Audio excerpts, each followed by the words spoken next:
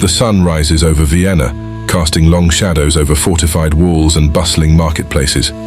Twice this city stood as the last bastion against one of the world's greatest empires, the Ottomans. In two critical sieges, Vienna became the centerpiece of a struggle that would shape the destiny of Europe and the Ottoman Empire. To understand the siege of Vienna, we must go back to the early 16th century. The Ottoman Empire, under the leadership of Sultan Suleiman the Magnificent, had grown into a vast, powerful empire. From the Middle East to North Africa and into Eastern Europe, the Ottomans were relentless, conquering lands and imposing their rule. Suleiman's ambitions didn't stop at the gates of Europe.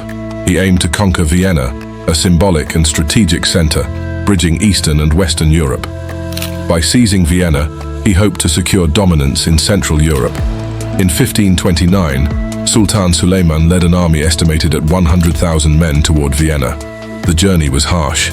They faced torrential rain, flooding, and an unforgiving terrain. By the time they reached Vienna, morale was low and supplies were dwindling. But they persisted. Vienna was not prepared for a siege of this scale.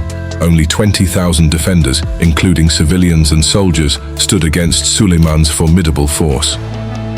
Count Nicholas von Salm, an experienced military leader, organized the city's defenses. He knew this was a fight for survival. The Ottomans employed cannons and attempted to dig tunnels to breach Vienna's walls. The city's defenders met them with determination, filling tunnels with water and collapsing any Ottoman passageways. As the weeks dragged on, both sides faced exhaustion. Food was scarce, and disease spread among the Ottoman soldiers. The defenders, with their backs against the wall, fought tooth and nail. The first siege ended when Suleiman was forced to retreat due to the weather and the rapidly approaching winter. The failed siege of 1529 did not end Ottoman ambitions in Europe. Meanwhile, Europe itself was experiencing changes: religious conflicts, alliances, and the strengthening of military forces. Austria and the Habsburg Empire saw the Ottoman threat as a call to fortify their defenses and prepare for another potential siege. By 1683, the Ottoman Empire once again set its sights on Vienna. Now under the leadership of the Grand Vizier Kara Mustafa, the Ottomans hoped to achieve what Suleiman had not. This time, the forces assembled were larger, more organized, and heavily equipped. In July of 1683, the Ottoman forces, over 150,000 strong, encircled Vienna. The city was outnumbered, but the defenders were determined. They were led by Count Ernst Rüdiger von Starhemberg, who tirelessly motivated his soldiers and civilians alike to hold their ground. This time, Vienna was better prepared. Thickened walls, strategic artillery placements, and reinforced gates made it difficult for the Ottomans to advance. But the attackers were relentless, bombarding the city and attempting to break through the walls daily. The Grand Vizier Kara Mustafa was as determined as he was ruthless. He believed that capturing Vienna would cement his legacy and secure Ottoman dominance in Europe.